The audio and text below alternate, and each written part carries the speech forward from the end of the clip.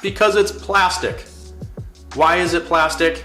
I mean, are we really, we've been building cars for how long, and this is how we're gonna do things? I don't care. If you're gonna jump at me in the comments, you're an engineer, whatever the case is, I really don't care, I don't wanna hear it. This is real world examples of things that myself and other auto technicians are seeing in the industry.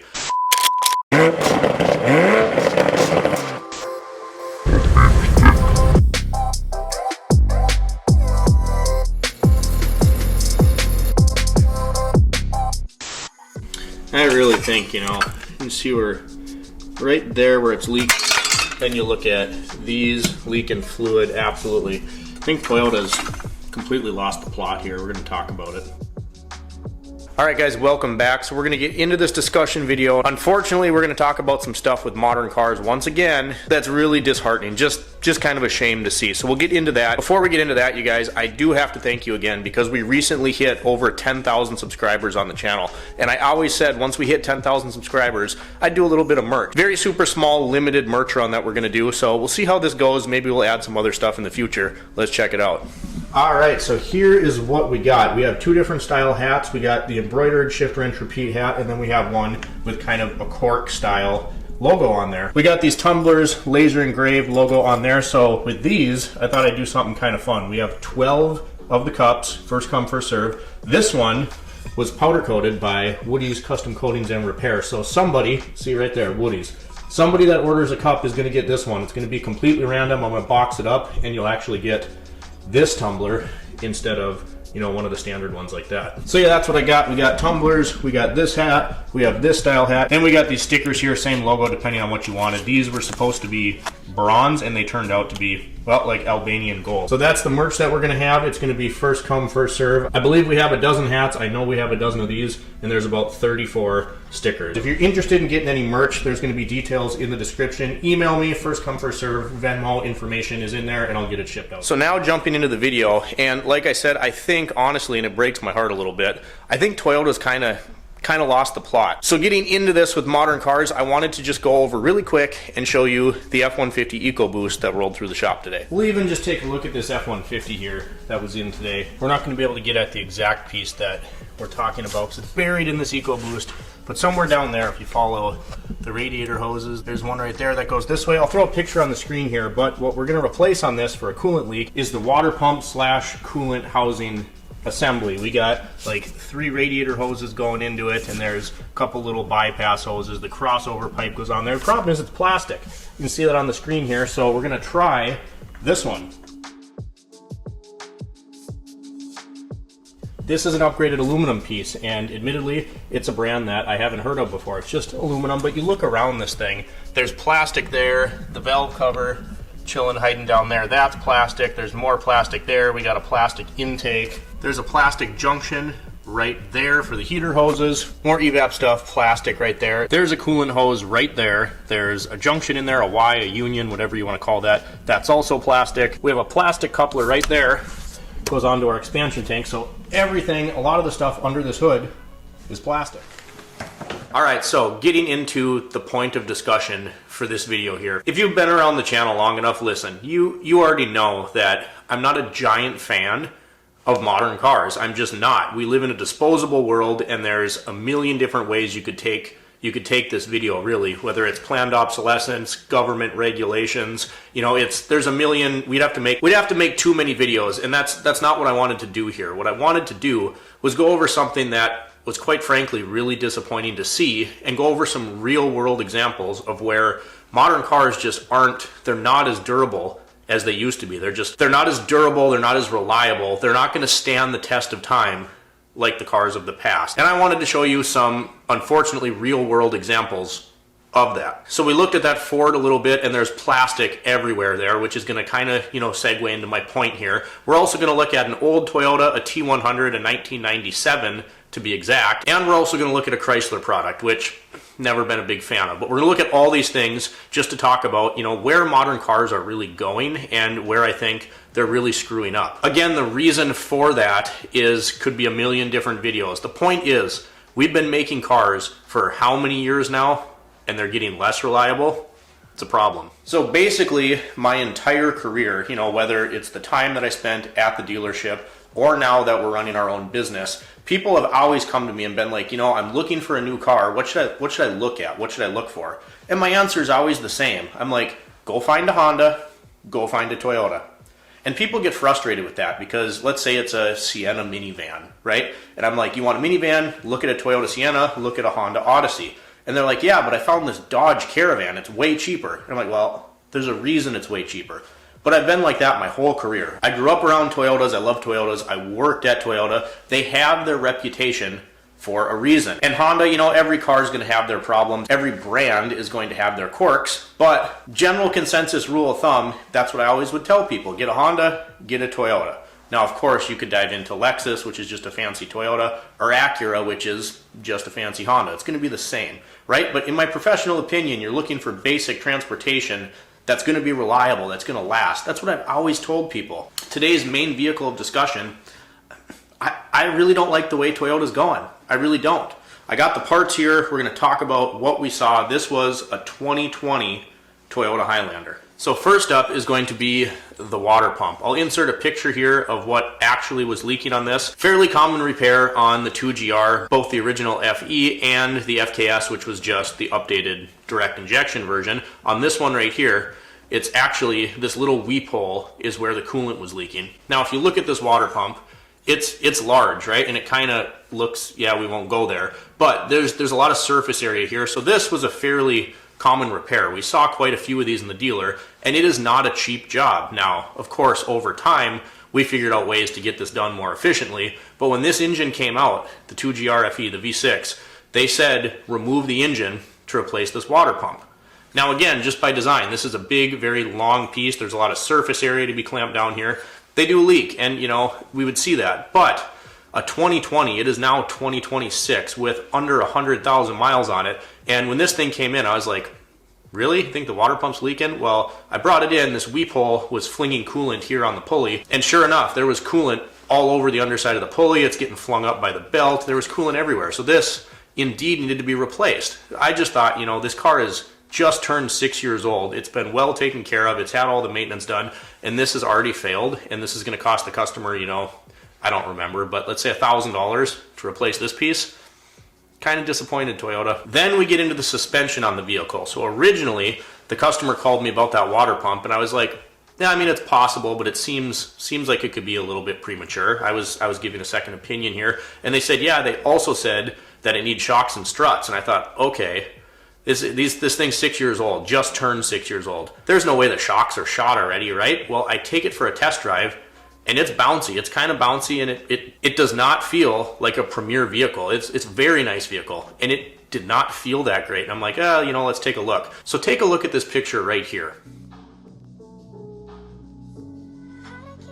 So in that picture, you can clearly see that this assembly, this strut, we took it apart, of course, and strut mounts and springs got transferred to the new ones, but you can see all this oil. This thing is blown out. I should not be able to do that, you know, that easily, and it's not returning now. This thing is shot, absolutely shot. And the funny thing is, I went to the dealership because I wanted to put Toyota parts back in this thing. I go to the dealership to order these, and they said, oh, we actually have those in stock. They're crap. We replace them all the time. Really? Now listen, guys, I mean, as a general consensus, I still say go buy a Toyota, go buy a Honda. But as we see technology increase, which we've talked about many times before, we see the technology go up without making the vehicle cost $200,000, things unfortunately get cheapened in other places. And part of it is all of the technology that's added to these vehicles now, we're kind of at a point of no return. That's my personal belief with the internal combustion engine. Like, they're pretty good, you know? So now we're adding things to get more fuel economy and lighten them up, like direct injection, which causes oil issues. It's just the list goes on.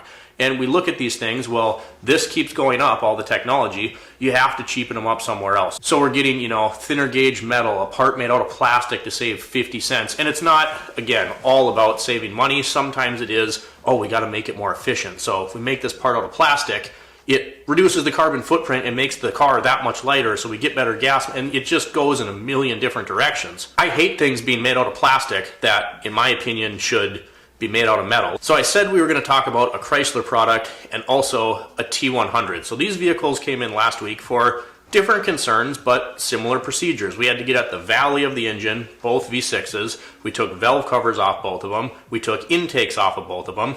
The Dodge, let's take a look at this engine bay here. So this thing was kind of a mess. This thing, it was just a mess. And a lot of that goes on to more modern engine. There's more stuff to take apart, but plastic valve covers, plastic intake, and we were after this oil cooler. And the oil cooler, these things are notorious on these 3.6 Chrysler motors for leaking, right?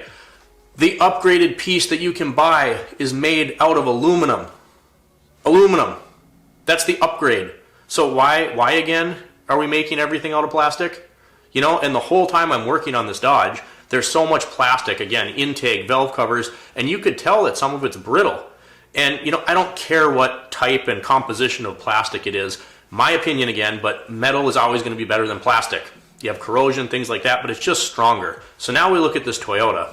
And we were in this engine bay again, doing similar things. Valve covers came off, intake came off. This particular case, we had to get at the NOx sensors, which is kind of a big job. You have a lot to clean, a lot of things to prep and degrease and make sure your mating surfaces are all cleaned up. But when I was working on this Toyota, everything was steel or aluminum. So I didn't have that fear of all these plastic parts breaking as I was going. The Dodge, the valve covers were baked on there. It was a pain to get them off. You're using a pry tool and you're trying to get this thing freed up, and you're like, there's a really good chance that this valve cover just cracks. Putting tube seals in it, there's a good chance that this valve cover cracks because it's plastic. Why is it plastic? I mean, we've been building cars for how long, and this is how we're going to do things? I don't care. If you're going to jump at me in the comments, you're an engineer, whatever the case is, I really don't care. I don't want to hear it. This is real world examples of things that myself and other auto technicians are seeing in the industry. And there's just something about working on that Toyota where everything was either steel or aluminum, felt heavier duty. When you're cleaning the surfaces, you're not worried about cracking and breaking things. Because what happens to plastic when you put hundreds of heating and cooling cycles on it? It gets brittle. There's an age-old test, radiators. You have your plastic tank on the top, right? When that thing starts to turn brown, you know the plastic is degrading and you're on borrowed time. I mean, shoot, a while back we were out at the drift track with the Audi and it sounded like a 12 gauge went off and the whole plastic radiator tank just exploded. And I knew I was on borrowed time. You looked at that thing and the plastic wasn't black anymore. It started to get that kind of brown color to it and you knew that it was on its last leg. And I'm not sitting here saying that aluminum doesn't corrode, steel doesn't rust. I'm not saying those things. I'm just saying and bringing to you that it's not more durable than the metal components that we replaced. Again, back to this Ford, we showed you that engine bay. I ordered this coolant housing. Again, it's upgraded aluminum to get rid of the plastic because on that one, it was kind of an interesting case. Customer brings me the car and he says, I don't get it. I'll be driving around, doesn't overheat, doesn't do nothing. I get home, I shut it off, coolant puddle all over the ground. I try to look under there, see what's going on. I don't see anything actively leaking. So I pressure test it, and sure enough, that assembly that we just showed you, here's the plastic one. This is more of a factory piece. It sandwiches a bunch of O-rings and gaskets, thermostats on there, goes to the crossover pipe. You know, it's all kind of one unit. And thermal expansion is a very real thing. We just talked about plastic pieces getting hot, cold. They get very brittle. You go to take apart any evap system on a modern car is a great example. With the quick connect fittings on plastic nipples, they break all the time, and now you have to replace it. If that was a steel fitting or brass. So anyway, of course, we're looking at this, and I pump it up. It holds pressure, 16 PSI, just fine, will not leak. However, when I looked up in there and I was doing my diagnostics, you could tell, and you could see an active coolant drip hanging from that cooling assembly, right? And I told him, I assume what is happening here is, you know, we're getting the engine hot, things are expanding and moving, and that's when it's leaking. When the engine's cold, which it has to be to do your pressure test, because you got to take the radiator cap off, now it's holding pressure because it's cold. You know, things are kind of settling back again. Hot, cold. My point being, I said, you know, there's a reason that when they're upgrading these parts, you're getting steel, you're getting brass, you're getting metal. You're not getting a plastic part in these upgraded parts because I really don't care how good you think the plastic is. It's still plastic. Like, yeah, it's not going to rust, but every material you work with is going to have pros and cons. And plastic gets brittle over time. And eventually that means it breaks, right? I think the further we're going, and I wish I could have made a video when I was working on this Highlander, you know, it was just kind of disappointing to see this. Yes, the engine is fairly similar to the ones that came out when the 2GR-FE first was introduced, but you could just tell that everything about it was a little bit thinner gauge steel. There was more plastic on it. There's a whole lot more going on, and I think we've reached a point where we're just trying to make things better, and they're not necessarily getting better. And again, 100 different directions you could take this as far as why. But just a couple other examples off the top of my head. You look at a 5.4 2-valve. A 2-valve Triton engine. Yeah, some of them blew spark plugs out of the holes, you know, everything has their issues. But the 2-valve Triton, like my old white work truck, I had over 300,000 miles on that engine when I sold it. Well, what happened? Well, what happened to the Triton engine, right? The Triton engine gets a horrid reputation in the automotive industry, and it's not the 2-valve, it's the 3-valve. They added the cam phasers, all of that stuff made that 2-valve engine, everything that made that great was overcomplicated and then turned into a hot steaming pile of garbage when they released the 3-valve better version of that Triton engine. Let's talk GM. We have the 5.3. I always say the last, and I'm not a GM fan by any stretch of the imagination, the last GM product era of GM products that I would purchase would be that Cat Eye era truck. Anything after that, I'm not interested in. The 5.3 is a rock solid engine. It's fantastic. The 5.3 that was in all those Cat Eyes and trucks before it, those were good engines. Then what did they do? They added the cylinder deactivation, all that crap to it, and the engine's not nearly as good. So why are we taking things that were already seemingly perfected and then overcomplicating them and making them worse?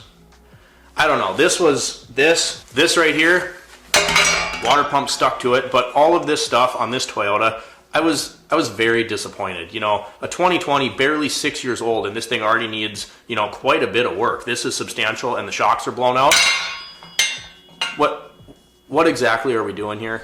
So that's what I had for you guys, and I don't mean to sound super negative. I just wanted to give some of these real world examples of things we're seeing in the industry. You know, in my opinion, and I think if anyone could turn around, it's going to be Honda, it's going to be Toyota. They're going to be like, what are we doing here? And again, some of it's not their fault, government regulations, things like that. Those things are holding a lot of the auto manufacturers in a chokehold. There's a lot of it, there's nothing they can do about it. But I don't like to see this happening to Toyota. Honda's not far behind. I just got a call to replace a transmission in a 2016 Accord. It's just, what's happening, you guys? We've been building cars for so long, and Honda, Toyota, I always promote your products. And the new ones, I tell people, I don't know that I would buy it. But again, I don't know that there's a brand new car that I would necessarily recommend that you buy. Again, you guys, if you wanted to get in on the merch, we got hats, we got tumblers, we got stickers, and this is my first try at this, super limited run. So follow the directions that are in the description of this video. Email link, Venmo link, we'll get you the stuff out. First come, first serve. Once it's gone, it's gone. We'll look at doing another run. If you guys enjoyed today's video, drop me a comment down below. Like and subscribe if you're not already. And as always, thanks for watching. We'll catch you next time.